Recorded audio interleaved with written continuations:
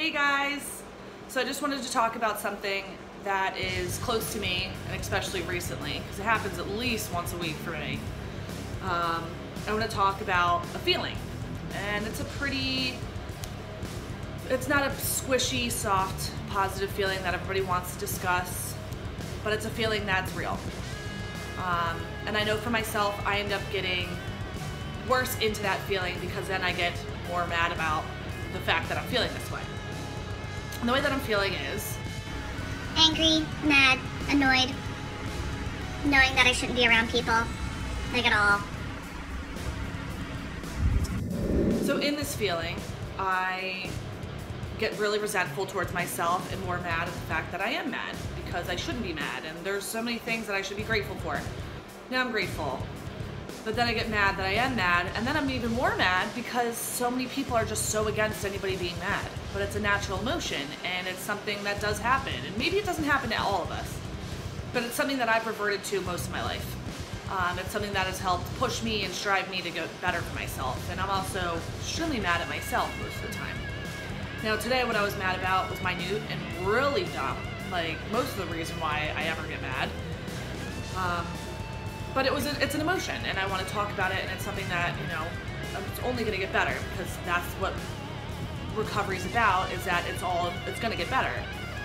This too shall pass. This moment will pass, but just like every good moment, every bad moment's going to pass as well. And it's something that we need to touch on, because I don't think some people are feeling like it's a normal emotion. And for me, I have not felt like it's a normal emotion. It's definitely something that no one wants to talk about, and even today, like when I brought it up to somebody, like I'd been like, oh my god, I'm kind of angry, completely kind of ignored it, which is understandable. And when I'm angry, I'm real bleeping angry.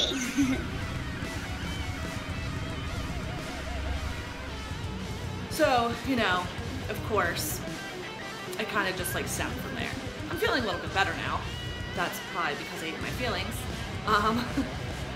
But I'm hoping that by addressing it, that maybe it'll make it a little bit easier for people to be able to confront the emotion, because it is a completely natural and okay emotion. Like, there's nothing wrong with being mad.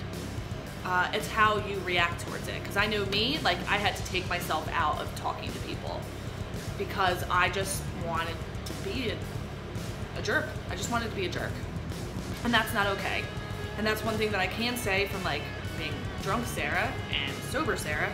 Drunk Sarah would have just said it and went off at the mouth. Sober Sarah's like, nope, gotta watch what I say, just separate myself, let people know I'm mad, I need some space. So, pat on the back, that's great. But with that being said, part of my anger stems from the fact that I'm not perfect. So I get upset with myself that I'm not perfect. I get upset that other people aren't perfect. And this perfection thing has become an obsession. I was extremely obsessed with it as a drunk, to the point where I literally thought that I was so perfect that the only thing wrong with me was that I drank. Now I'm pretty sure that anybody who actually knows me knows that Mari would detect that was a lie. And no one's gonna be perfect. And what perfection is to one person is different to the other. And maybe somebody actually getting angry, that's their perfection in some sense. But for me, that isn't what it is. I would love to just love everyone and be in peace and happiness and da-da-da-da. And then I just came to realize, especially today, not everyone's gonna like me. And I sure as hell do not like everybody. And that's okay. We're all different. I'm not gonna like everyone. There's too many people in the world for me to be like, love and peace. Do I wish harm against anybody? Absolutely not. Like, let's stay there. Like, that's the common area. And I would hope that that's for most people. And especially in my recovery, I've come to realize, like, jealousy and people not accepting my recovery it's a lot. It's really common. And I would think that there would be more people, like, commending me for the situation. And I guess that's part of my insecurity and feeling like I need a pat on the back. But then it just kind of made me realize, like, at first, because I was like, wow, there's really not a lot of people voting for me in this situation. Because, of course, in addiction, we all just like, when is their next downfall? Like, when is the next time that they're gonna mess up? It just made me realize, like, that's on them. And that's their fault. And it's probably for something that they're going through. And I don't know everybody's struggle, just like everybody doesn't know my struggle. And a big thing that I say is I'm always thankful for the shoes that I have to walk in, because I don't always know somebody else's shoe. I can maybe have an understanding or what I would feel like, but doesn't necessarily mean that that's how I would feel. You know, and it's this is all a lot easier said than done. It's to grasp. You know, I can say it till I'm blue in the face, but it doesn't mean anything. You have to like really grasp this stuff. And at the end of the day, without all these emotions that I feel, the up and down and the roller coaster, I would be completely lying if I said that I didn't want to drink. Because I do.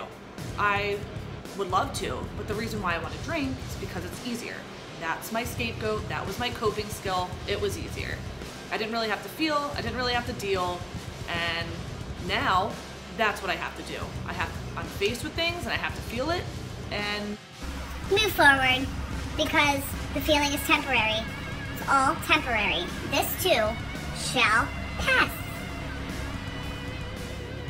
And I won't drink. For today, I won't drink.